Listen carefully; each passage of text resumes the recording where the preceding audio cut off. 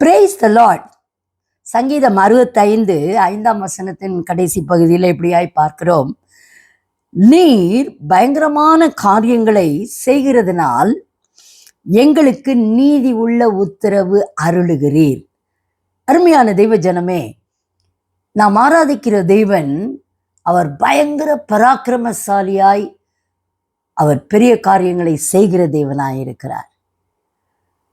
அருமையான இஸ்ரவேல் ஜனங்களுக்காக சிவந்த சமுத்திரத்தை ஒரே ராத்திரி வேளையில 2ஆக பிரிய செய்து அவர்களை எல்லாம் அதிலே நடத்தினாரே.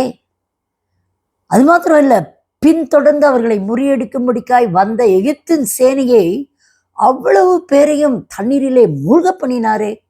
எவ்வளவு பெரிய ஆச்சரியம்! பர்வதங்களும் அவருடைய பிரசனத்திலே உருகி போகுமா.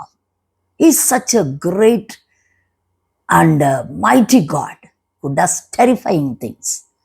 இன்றைக்கு கர்த்தர் சொல்கிறார், உன்னுடைய தேவை என்ன? எந்த நீதிக்காய் நீ ஏங்கி காத்து கொண்டிருக்கிறாய்?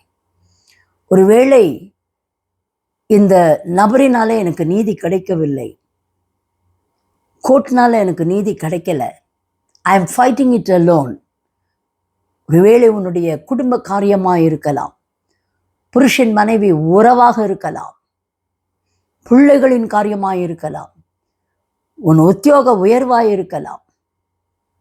ஒருவேளை நீ கடந்து போகிற நெருக்கத்தின் சூழ்நிலைகள். இன்றைக்கு கர்த்தர் ஒரு வார்த்தையை தெளிவாய் சொல்கிறார், பயப்படாதே, நான் உன்னோடு கூட இருக்கும் வரைக்கும் ஒன்றும் உன்னை மேற்கொள்ளுவதில்லை.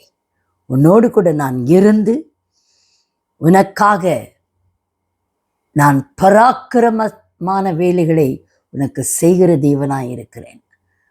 I will do terrifying works just for you to really bring in that result in your life.